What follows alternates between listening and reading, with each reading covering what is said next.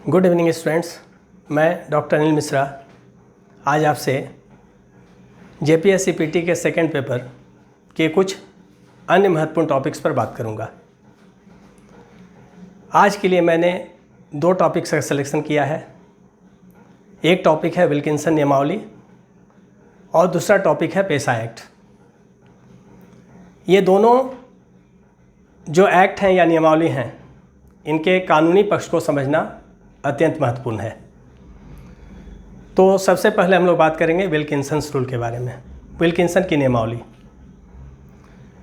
जैसा कि आपको ज्ञात होगा, 1831-32 में कोल विद्रोह हुआ। इसका जो एरिया था, विद्रोह का जो एरिया था या सेंटर बोलिए, वो था रांची और सिंहभूम। कोल विद्रोह एक मैसिव रिवोल्ट था, बहुत व्यापक विद्रोह था और यह विद्रोह मुख्य रूप से हो जनजाति का था, मुंडा का था, जिसमें उरांव ने भी इनका साथ दिया। 1831-32 के कोल म्यूटिनी को, इसको कोल म्यूटिनी भी बोलते हैं, कोल विद्रोह भी बोलते हैं। कोल म्यूटिनी 1831-32, इस विद्रोह को शांत कराने में विल्किंसन ने अहम भूमिका निभाई। इनकी क्या भूमिका थी, इस पर हम लोग बात करेंगे। Wilkinson in fact south west frontier agency, जो साउथ वेस्ट फ्रंटियर एजेंसी था, इसी में झारखंड क्षेत्र भी शामिल था, इसके लिए गवर्नर जनरल के एजेंट नियुक्त किए गए थे। ये कैप्टन थॉमस विल्किंसन, ये गवर्नर जनरल के एजेंट थे साउथ वेस्ट फ्रंटियर एजेंसी के लिए, और झारखंड का क्षेत्र इसी साउथ वेस्ट फ्रंटियर एजेंसी में शामिल था। अब 1831-32 के कोल विद्रोह के पश्चात अंग्रेज सरकार ने समीक्षा की, विद्रोह के कारण की, विद्रोह क्यों हुआ, विद्रोह का कॉजेज क्या था, और पाया गया कि विद्रोह का मुख्य कारण था इस क्षेत्र में देश के सामान्य प्रशासन को लागू करना। जो जनरल एडमिनिस्ट्रेशन था कंट्री का, वो इस क्षेत्र में इम्प्लीमेंट किया गया, इम्पोज किया गया। और आप जैसा कि जानते हैं कि जो ट्राइबल्स होते हैं, इनका अपना परंपरागत कानून होता है, इनका अपना परंपरागत शासन होता है, और जब कभी भी इन पर बाहरी शासन इम्पोज किया गया, इन्होंने विद्रोह किया। और साथ ही मुंडा मानकी के जो परंपरागत अधिकार थे, ट्रेडिशनल राइट्स थे, वो भी उनसे छीन लिए गए।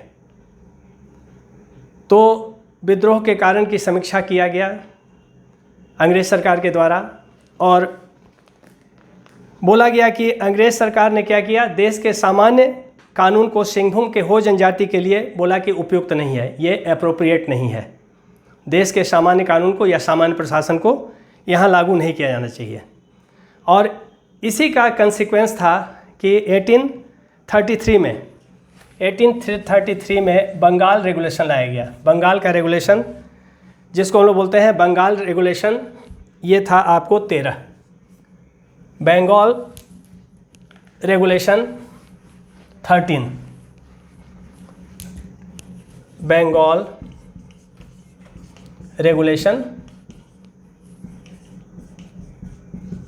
13 ये लाया गया, और संपूर्ण छोटा नागपुर क्षेत्र को, जो होल छोटा नागपुर रीजन था, उसको बोला गया कि ये नॉन रेगुलेटिंग एरिया होगा, गैर विनियमन क्षेत्र होगा।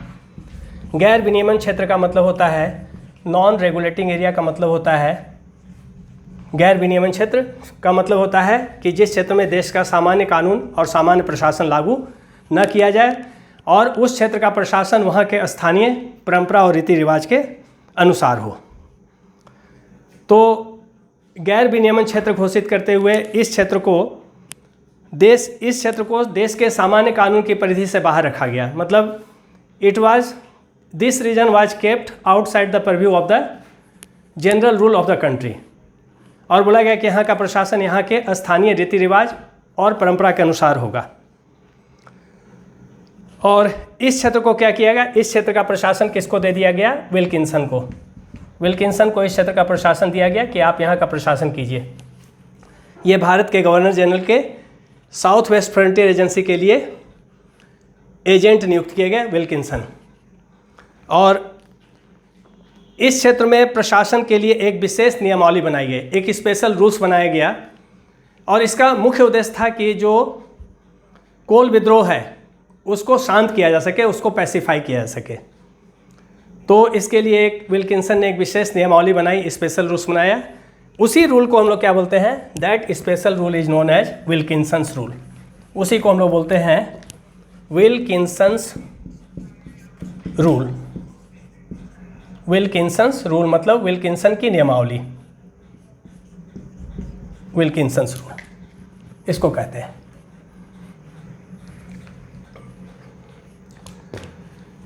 तो यहाँ तक हम लोग बात किए। अब हम लोग देखते हैं कि यह नियमावली कोल्हान क्षेत्र में, और यह विल्किंसन का रूल जो था कोल्हान क्षेत्र में कब लागू हुआ, 1837 में ये इम्प्लीमेंट हुआ, ये लागू हुआ विल्किंसन रूल 1837 में कोल्हान क्षेत्र में। ये कोल्हान क्षेत्र के लिए था, आज कोल्हान प्रमंडल है, कोल्हान क्षेत्र में लागू हुआ 1837 में। और इस विल्किंसन्स रूल का खासियत क्या था, विशेषता क्या था इस नियमावली का, इसमें मुंडा मानकी के जो परंपरागत अधिकार थे, मुंडा और मानकी का जो ट्रेडिशनल राइट्स था उसको उनको वापस कर दिया गया, फिर से उनको रीइंस्टेट किया गया या रीस्टोर किया गया उनको। और इसमें स्थानीय प्रशासन में जो लोकल एडमिनिस्ट्रेशन है, गांव की परंपरागत संस्थाओं, गांव के जो ट्रेडिशनल इंस्टीट्यूशंस थे और मुंडा मान की जो सिस्टम था उसको मान्यता दी गई। बोला गया कि गांव का जो स्थानीय प्रशासन होगा, लोकल एडमिनिस्ट्रेशन होगा विलेज का, वो मुंडा मानकी के द्वारा किया जाएगा। और मुंडा मानकी में रेवेन्यू पावर भी वेस्ट कर दिया गया, मुंडा मानकी को राजस्व अधिकार भी मिल गया, उसके बाद उनको गांव का हेडमैन का भी अधिकार मिल गया और साथ में उनको न्याय का अधिकार भी मिल गया। ये सारे अधिकार उनमें दीवानी अधिकार, फौजदारी अधिकार और न्यायिक अधिकार वेस्ट कर दिए गए, उनमें निहित कर दिए गए। अब ये जो विल्किंसन्स रूल था वो मुंडा मान के सिस्टम को फिर से रिस्टोर किया। मुंडा मान के सिस्टम होता क्या है, यहाँ पर बार बार हम जिक्र कर रहे हैं। तो हो जनजाति में जो हो ट्राइब है उसमें एक गांव का हेड जो होता है, एक गांव का जो हेड होगा या मुखिया होगा, एक गांव का मुखिया वो कहलाता है मुंडा, इसको बोलते हैं मुंडा। और अनेक गांवों को मिलाकर एक पीढ़ बनता है, अनेक गांव से मिलेगा बन करके एक पीढ़ बनता है। पीढ़ का जो हेड होता है, पीढ़ का जो प्रमुख होगा उसको बोलते हैं मानकी, पीढ़ का प्रमुख को मानकी और एक गांव के हेड को मुंडा। ये विल्किंसन्स रूल में बोला गया कि मुंडा मानकी का जो ट्रेडिशनल राइट्स है वो उनको फिर से प्रदान किया जाए और मुंडा मानकी का दीवानी और फौजदारी अधिकार, मतलब गांव में कोई भी अगर विवाद हो रहा है तो उसका निपटारा, कोई भी अगर झगड़ा हो रहा है, डिस्प्यूट हो रहा है तो उसके निष्पादन का, उसको रिजॉल्व करने का अधिकार मुंडा और मानकी में वेस्ट कर दिया गया, निहित कर दिया गया। और साथ ही साथ अगर ज़मीन का कोई विवाद है, सिविल अगर कोई डिस्प्यूट है, दीवानी अगर कोई विवाद है तो उसका भी, उसके निष्पादन का अधिकार भी मुंडा और मानकी में वेस्ट कर दिया गया। इसीलिए हम लोग बोलते हैं कि इनमें दीवानी और फौजदारी अधिकार इनमें निहित कर दिए गए और इनके दीवानी और फौजदारी अधिकार के संरक्षण पर बल दिया गया। इसके लिए विल्किंसन ने क्या किया, एक सनद पट्टा निर्गत किया।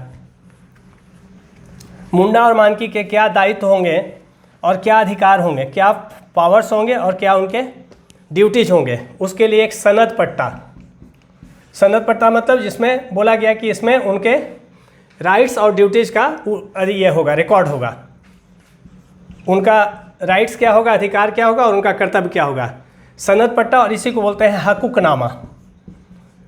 हकूकनामा, इसी को बोला गया हकूकनामा, जिसमें मुंडा और मानकी के ड्यूटीज़ और उनके पावर्स, ये दोनों का उल्लेख है, उनका अधिकार क्या होगा और उनके ड्यूटीज़ क्या होंगे, उनके कर्तव्य क्या होंगे। तो ये जो सनद पट्टा निर्गत किया गया जो मुंडा मानकी को विल्किंसन के द्वारा, या जिसको हम लोग बोलते हैं हकूकनामा, इसमें इनके अधिकारों और कर्तव्यों का उल्लेख है। अब मुंडा को ग्राम प्रधान और मानकी को पीढ़ का प्रधान का अधिकार दिया गया। बोला गया कि मुंडा गांव का हेड होगा और जो मानकी है वो पीड़ का हर्ट होगा, जिस पर हम आगे भी डिस्कस कर चुके हैं। और मुंडा को अपने गांव के प्रति उत्तरदायी बनाया गया और जो मानकी है उनको अपने पीड़ के प्रति उत्तरदायी बनाया गया कि वो रिस्पॉन्सिबल होंगे पीड़ के प्रति मानकी और मुंडा अपने गांव के प्रति। और हमने जैसा कि पहले भी बताया है कि अनेक गांवों को मिला करके कोल्हान क्षेत्र में हो जनजाति में एक पीड़ बनता है और पीड़ का हेड मानकी कहलाता है। और यह रीति रिवाज स्वतंत्रता के पश्चात भी लागू है। ये मुंडा मानकी सिस्टम आज भी इस क्षेत्र में मुंडा मानकी सिस्टम लागू है या वहाँ पर ये प्रभावी है। मुंडा मानकी दोनों का पद जो है वंशानुगत होता है, लेकिन वंशानुगत कब तक रहेगा? जब तक कि ये अपने योग्यता और हकूकनामा के अनुसार कार्य करेंगे। मुंडा मानकी मतलब जब तक ईमानदार है, जब तक वो करप्ट नहीं है, जब तक किसी तरह का कोई उस पर कोई चार्जेज नहीं लगता है, क्रिमिनल ऑफेंसेज का चार्ज नहीं लगता है, मतलब जब तक वो कोई गलत काम नहीं करता है मुंडा मानकी, और जो उसके अधिकार और कर्तव्य हैं उसका पालन करता है, तब तक तो उसको वो पद मिलेगा। और अगर वो इसका पालन नहीं कर पा रहा है तो उसको उस पद से हटा दिया जाएगा। अब अगर हम लोग हकूकनामा देखें जिसमें बोलते हैं कि मुंडा और मानकी के अधिकारों और कर्तव्यों का उल्लेख है। हकूकनामा मतलब सनद पट्टा कि मुंडा के और मानकी के क्या क्या राइट्स होंगे और क्या क्या उसके ड्यूटीज होंगे। तो अगर हकूकनामा के अनुसार देखिएगा तो मानकी को दारोगा का पावर है, मुंडा को हवलदार का पावर है, और डाकुआ जो होता है गांव में मैसेंजर जिसको बोलते हैं उसको सिपाही का अधिकार प्राप्त है। और मुंडा मानकी जो भी डिसीजन देगा गांव में, चाहे वो सिविल दीवानी मामला में कोई निर्णय दे रहा है या फिर वो फौजदारी मामला में निर्णय दे रहा है, कोर्ट में भी उसको मान्यता प्राप्त है। जो न्यायालय है वहाँ भी उसके डिसीजन को मान्यता मिलता है। अब गांव के विवाद का निर्णय गांव में होगा, मुंडा उसको रिजॉल्व करेगा। अब मुंडा और मानकी दोनों को आप जानते हैं कि मालगुजारी वसूलने का अधिकार है। वो टैक्स कलेक्ट करता है, मुंडा और मानकी टैक्स कलेक्ट करता है। गांव में अगर कोई परती ज़मीन है, वेस्टलैंड है, तो उसको सेटल करता है किसी के नाम, जंगल का देखभाल करता है। तो ये सारा अधिकार मतलब उसको रेवेन्यू पावर भी है और उसको सिविल पावर भी है और उसको क्रिमिनल पावर भी है। ये सारा अधिकार जो है मुंडा मानकी को प्राप्त है। तो कह सकते हैं कि मुंडा मानकी को राजस्व का अधिकार भी है, राजस्व अधिकार है इन दोनों को, रेवेन्यू पावर भी है, राजस्व अधिकार है इनको। उसके बाद इनको पुलिसिंग का अधिकार है, पुलिसिंग का भी अधिकार है। और फिर इनको हम लोग बोलते हैं जुडिशियल पावर भी है, न्याय का भी अधिकार है, मतलब गांव में विवाद का निपटारा। तो ये सारे पावर्स जो हैं वो रेवेन्यू पावर है, पुलिसिंग पावर है, जुडिशियल पावर है, ये मुंडा मानकी को प्राप्त है। और जैसा कि हम पहले बता चुके हैं, मुंडा मानकी सिस्टम स्वतंत्रता प्राप्ति के पश्चात भी आज भी कोल्हान क्षेत्र में यहाँ पर लागू है और प्रभावी है। तो हमने बात किया विल्किंसन रूल के बारे में। परीक्षा की दृष्टि से इतना जानना ही हमको लगता है कि महत्वपूर्ण है। और बहुत सारे स्टूडेंट्स ने डिमांड किया था कि विल्किंसन रूल पर भी आप एक वीडियो ज़रूर बनाइए ताकि हम लोग को लाभ मिल सके। तो ऐसे स्टूडेंट्स के विशेष मांग पर हमने ये लेक्चर दिया है। अब इसके बाद जो दूसरा टॉपिक है, जो सेकंड टॉपिक है, वो है हमारा पेशा एक्ट। जो सेकंड टॉपिक है पेशा एक्ट, इस पर हम लोग बात करेंगे, पेशा कानून पर। पेशा एक्ट, इसको हम लोग, ये एक्रोनीम है, PESA, पेशा एक्ट। इसको हम लोग बोलते हैं, पूरा इसका फुल फॉर्म है the provisions of the panchayats, the provisions of the panchayats under bracket extension to the scheduled areas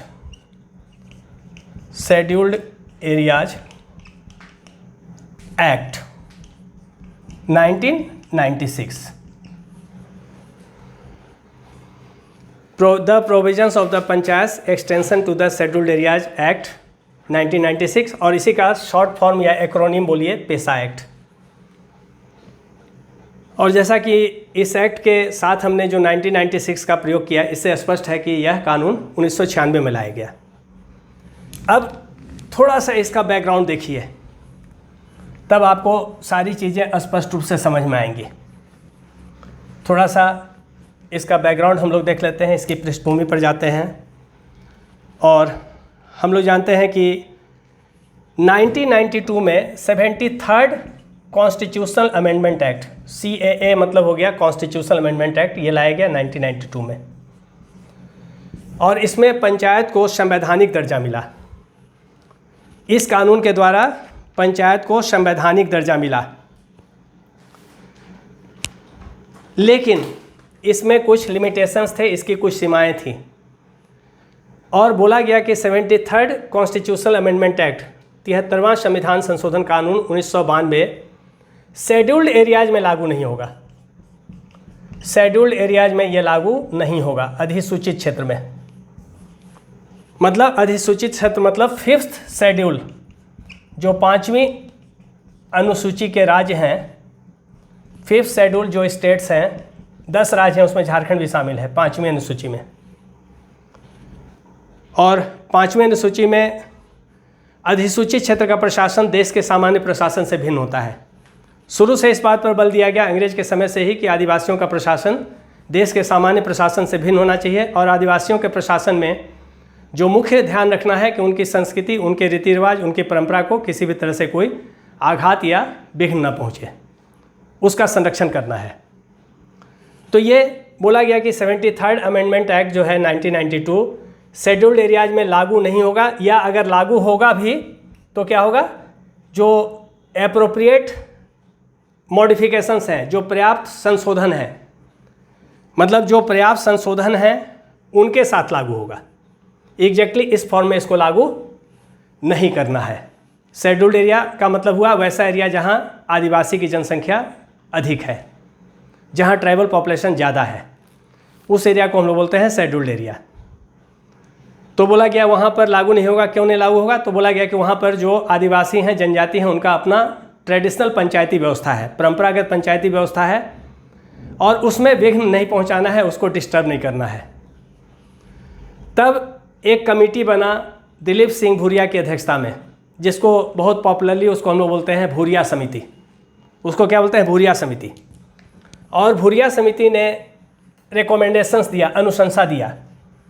और भूरिया समिति के अनुशंसा में क्या था कि शेड्यूल्ड एरिया जो भी है, जहाँ भी, जिस स्टेट में भी, 10 स्टेट में है, उसमें झारखंड में भी शेड्यूल्ड एरियाज हैं। तो जहाँ भी शेड्यूल्ड एरियाज है, अधिसूचित क्षेत्र हैं, वहाँ पर क्या होना चाहिए?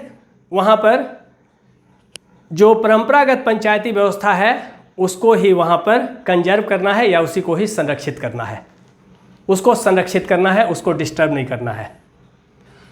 और इसी को भूरिया समिति की अनुशंसाओं को ध्यान में रखते हुए 1996 में, 1996 में संसद ने पेसा एक्ट पारित किया। इसको शॉर्ट में बोल सकते हैं Panchayati extension in scheduled area act.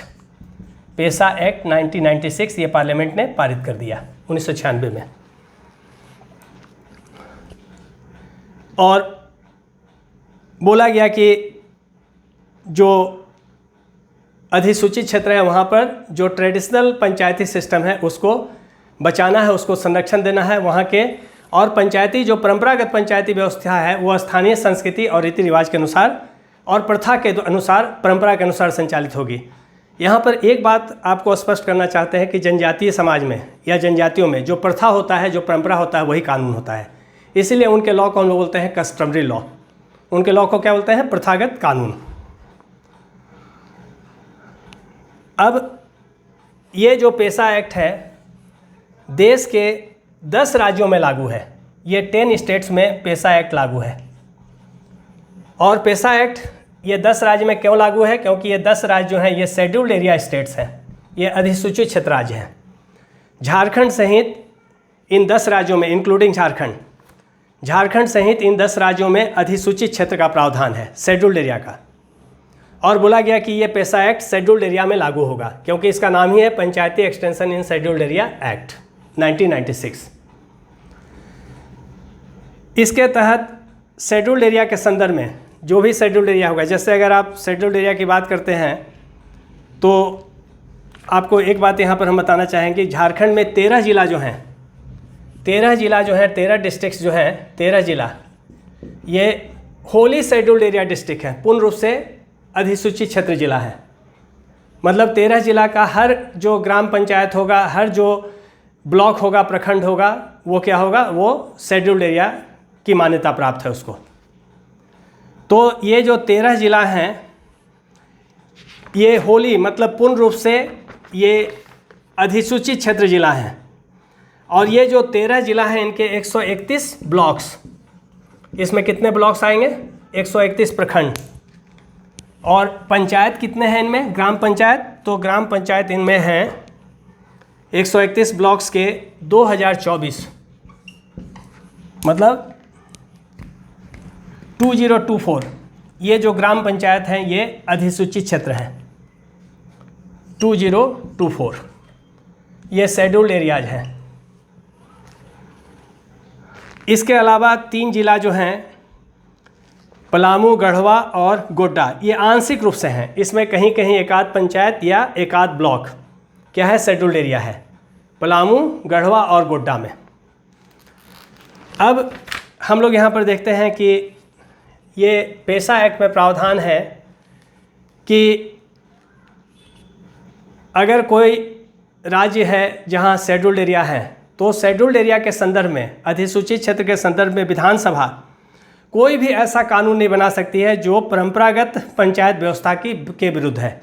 मतलब जो राज्य सरकार है वो कोई भी, या विधानसभा कोई भी ऐसा कानून नहीं बनाएगी जो परंपरागत पंचायती व्यवस्था के विरुद्ध है। किसके लिए, शेड्यूल्ड एरियाज के लिए। और शेड्यूल्ड एरिया में अधिसूचित क्षेत्र में ग्राम सभा को व्यापक अधिकार है, वाइडर पावर है। और राज्य सरकार जनजातियों के पारंपरिक कानून और रीति रिवाज को ध्यान में रखकर ही कानून बनाएगी, ऐसा बोला गया है पेसा एक्ट में। अब आगे हम लोग बात करते हैं